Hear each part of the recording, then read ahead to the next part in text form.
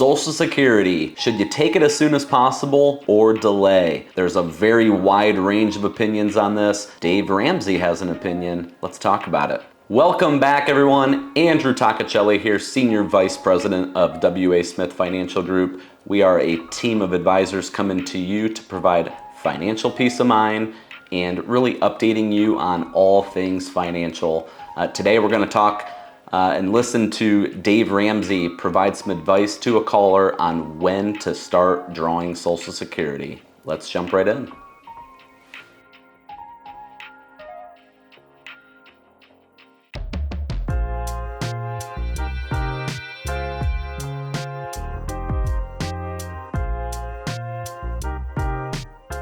Tracy's with us in Seattle. Hi, Tracy. Welcome to the Ramsey Show. Hi, Dave. Hi, Dr. John. Hey, what's up? I've got a question for you. My husband and I are having a bit of an arm wrestle about this. In May, I turned 62. In September, my husband turned 65. And in 128 days, who's counting, I retire. So I am so excited. I'm spitting bubbles. What I want to know is, when should we start drawing Social Security? What we're living on now is his pension and my paycheck, which net is about $55.50 a month. And then in August. Okay, so we got to recap here, right? Tracy's the caller, and Tracy's asking a pretty common question here of when should she start drawing Social Security, her and her husband? So the facts here of the case so far, and we'll keep listening. Tracy is going to be 62 in May, and that's also when she's going to be retiring. Her husband will be 65 in September.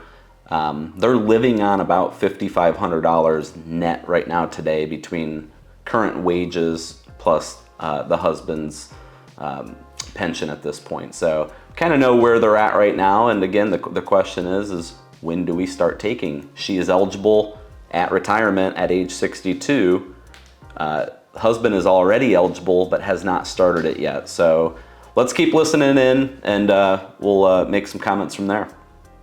I'll get my first retirement pension, which will be gross about $3,100, and then after taxes and my employee contribution for my retiree health and his supplemental insurance will come out of my pension check.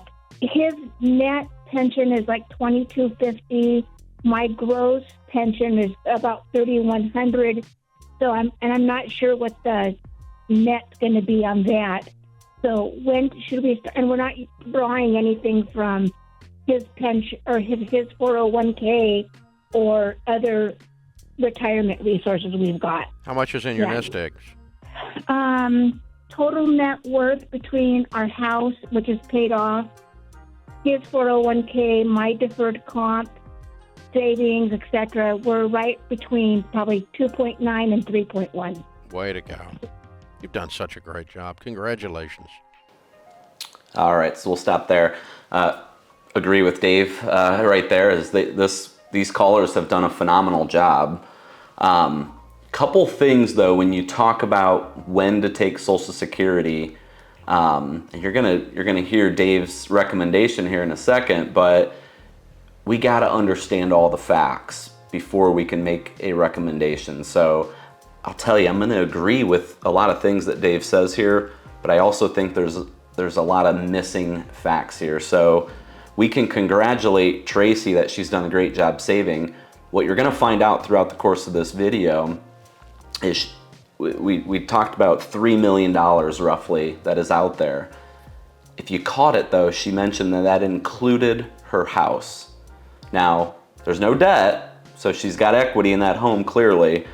However, throughout the course of the recommendation being made here today, we don't know how much investable assets Tracy and her husband have.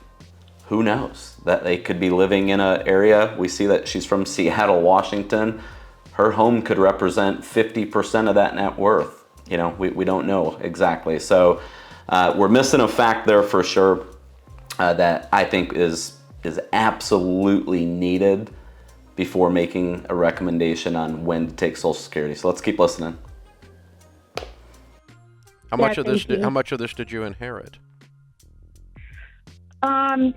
Just less than a year ago, I inherited about $300,000. So you were already millionaires. Well, maybe we were already millionaires. We were worth about between 2.6 and 2.7 when my mom passed away. Yeah. Wow. You've done so well. Congratulations. Very well done. Thank you. So the bottom line answer is this. It doesn't matter. Social Security doesn't mean beans to you. You got $3 million. You can do whatever you want to do. It doesn't matter. Now, if you want to do if you want to have a math discussion just for the theory of it and the fun of it, Social Security dies when you die. And it's a negative rate of return. The money you put into Social Security, you will never get all of it out. Right. So you might as well get all you can get as fast as you can get. So I take it early and often and just throw it into an investment if you don't need it. All right. So we'll pause again here. So as I mentioned last time, we don't know how much money they actually have to spend in retirement. So, for Dave to kind of blanket answer, say Social Security doesn't mean beans to you, it very well could still represent a good chunk of their future income, and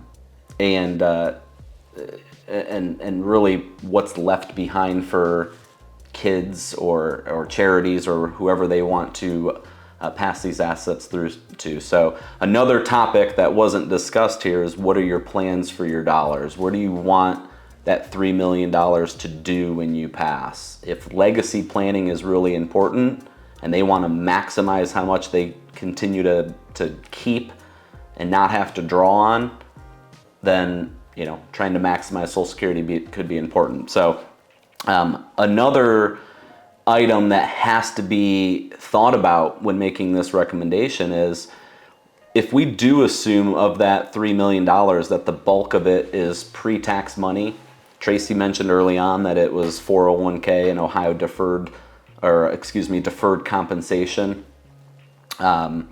That's usually pre-tax money, meaning later down the road, there is going to be required minimum distributions that have to come out of that money.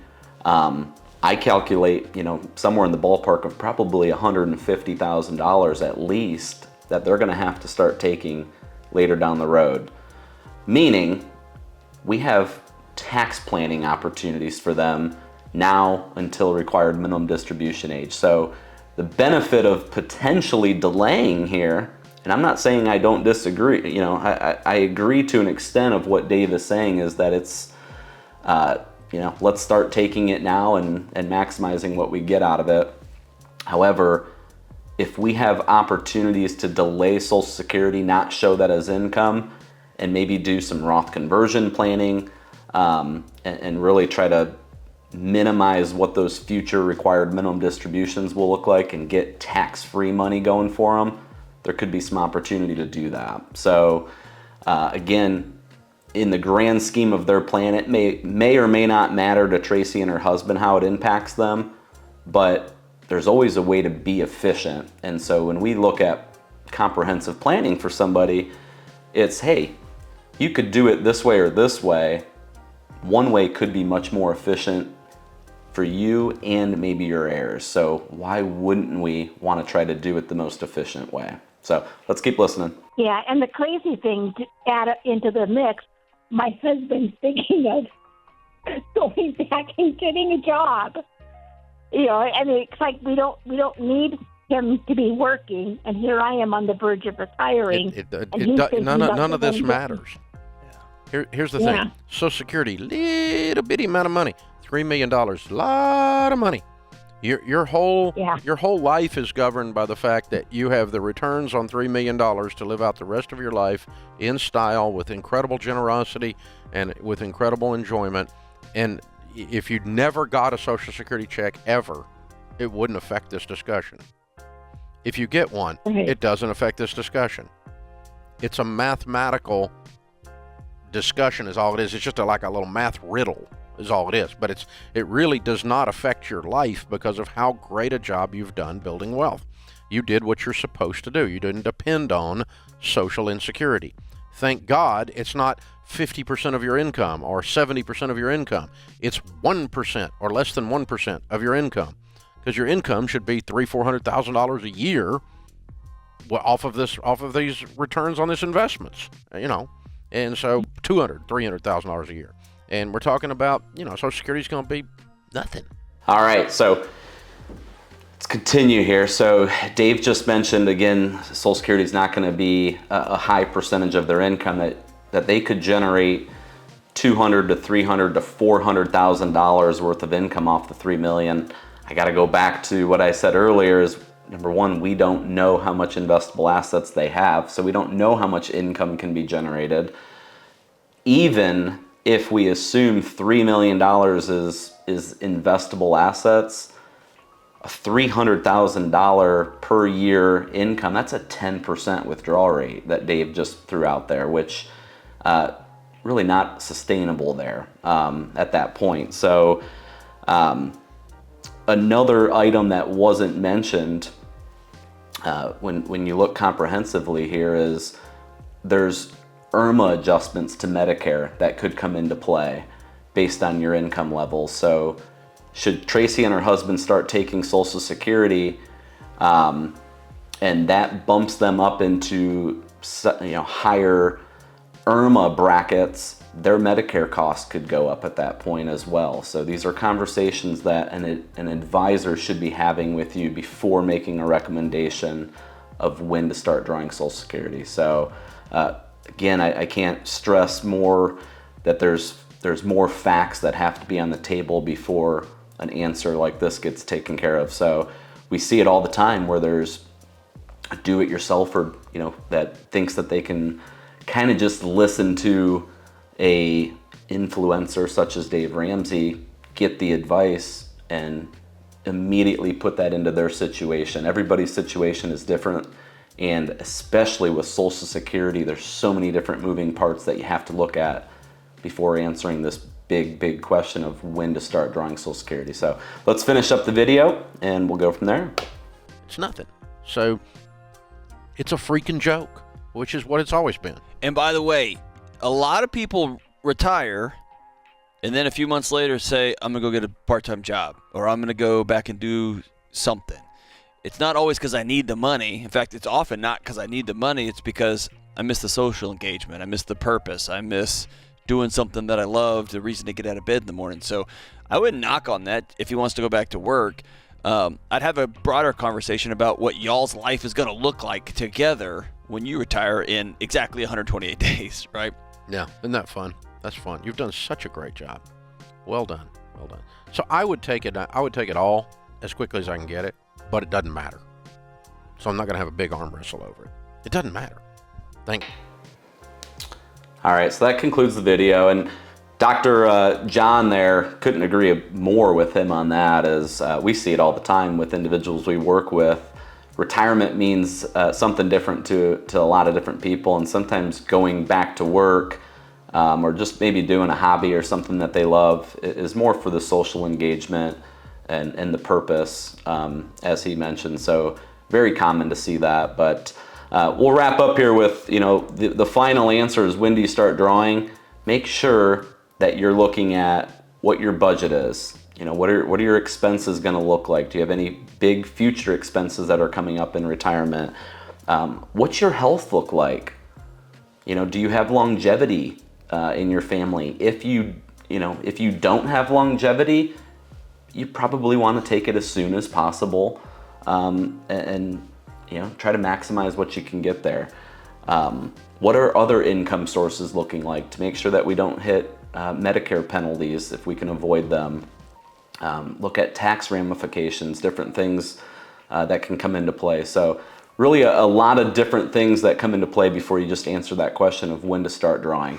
All right, hopefully that gave you some insight on how to make that decision on when to start drawing Social Security. Unfortunately, it's not as easy as a blanket answer here, such as kind of what Dave gave there today. So there's a lot that goes into it. So if you like today's video, make sure to give us a thumbs up, subscribe to our page for future content. Make sure that you drop a comment below if you want to hear us discuss any topics further, and turn on your notifications so you don't miss future content. We'll see you next time.